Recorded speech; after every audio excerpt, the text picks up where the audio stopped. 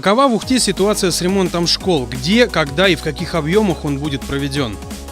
Если посмотреть те объемы финансирования, которые у нас на сегодняшний день есть и остаются, да, вы знаете, что есть у нас муниципальные задания, в которые входят, то есть содержание зданий и помещений, какие у нас здания, это расходы на коммунальные услуги, да, свет, вода, тепло и так далее, это обслуживание внутри инженерных домовых сетей, которые сегодня тоже требуют замены во многих вещах. У нас где-то есть учреждения, в которых протекают кровли и так далее. То есть, безусловно, они требуют особого внимания. Я считаю, что, возможно, даже некая такая, может быть, программа на уровне субъекта Российской Федерации именно по проведению капитальных ремонтов общеобразовательных учреждений. Потому что вы видите, в какие объемы для муниципалитета выливается.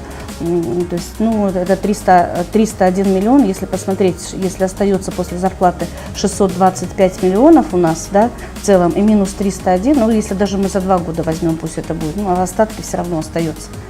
И на все эти нужды, и на содержание 78 учреждений. Это же ведь не то, что одна квартира, а посмотрите, какие объемы. Некое такое планирование и наше видение, те учреждения, которые должны уже в ближайшее время пойти на, так сказать, встать на капитальный ремонт, это видение у нас есть. И есть проектно-сметные документации по 2 уже образовательным учреждениям, это 21-я школа и 18-я. Знаете, что 18-я была сделана, там всего часть, был проведен капитальный ремонт.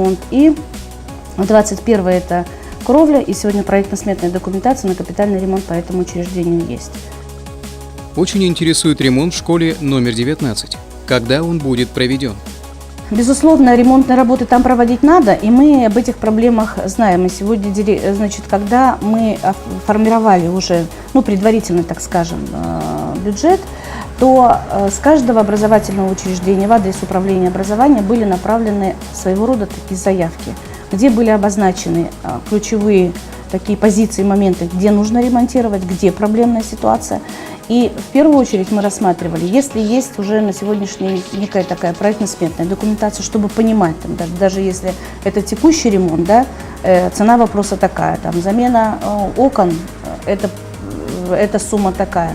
То есть если директор школы сегодня в бюджетной заявке включил и подал вот эту информацию, еще раз говорю, мы пока не знаем, какой бюджет нам вернется. Все, что мы хотели, все, что подавали руководители образовательных учреждений, мы включили. Но это не факт, что это в полном объеме будет сегодня принято в бюджете. Во-первых, нужно подождать декабря сейчас, определиться, да, и потом, я думаю, что выйти уже непосредственно на руководителя учреждения, которое в целом, согласно тех объемных средств, которые будут выделены, в каком объеме они будут выделены, уже директор школы будет расставлять приоритеты. Ни для кого не секрет, и вы, наверное, знаете, что уже 2-й год у нас на капитальном ремонте находятся 2 общеобразовательные школы. Это школа номер 3 и школа номер 2. Школа номер 2 у нас переходит на следующий год по сдаче объекта после капитального ремонта. Согласно договору это будет февраль 2015 года. А 3-я школа уже у нас на подходе.